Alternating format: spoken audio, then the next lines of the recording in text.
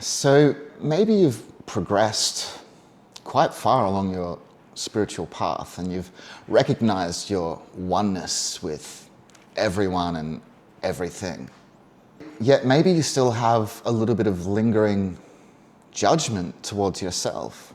For example, say somebody says something really hurtful to you and you feel yourself get triggered. You feel that emotion rise up in you. And you're tempted to react, or maybe you even do react. And even though that might happen occasionally, you know that it's nothing like in the past and you don't get completely lost in it. And you recognize that it's just your ego trying to pull you back into separation. And you're able to bring that into your awareness and come back into remembrance really quite quickly.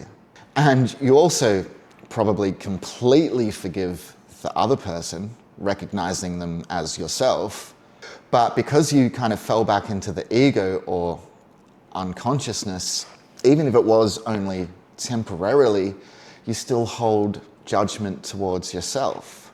And that judgment towards yourself really can only be fear, because there's only two emotions that everything else stems from, and that's fear and love. So what is that fear, and what is it that we're all really afraid of? So if the ego or the separated self is really just our unconscious self, so then what we're judging is ourselves for momentarily falling back into a state of unconsciousness. And unconsciousness is nothingness. So it's a state of complete denial of self.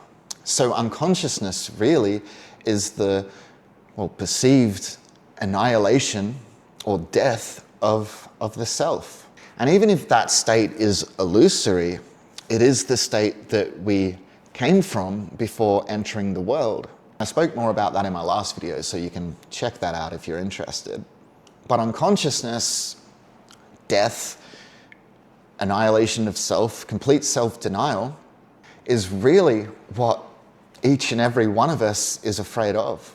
And so once you've become conscious enough to become aware of these unconscious patterns, and once you've awakened enough to remember the truth of who you are, then it's almost like a bit of a reversal happens, because when you're still in the stages of unconsciousness, your fear then is more a fear of awakening, a fear of remembering who you are, and a fear of love, a fear of your power and your infiniteness. But once you've awakened enough to remember who you are, the fear kind of reverses, and the fear then is of falling back into that state of nothingness, into that state of self-denial, complete unconsciousness. And so when you inevitably fall back into those states of unconsciousness, even if it is only momentarily, then it can cause great suffering, and it can cause that deep fear to surface.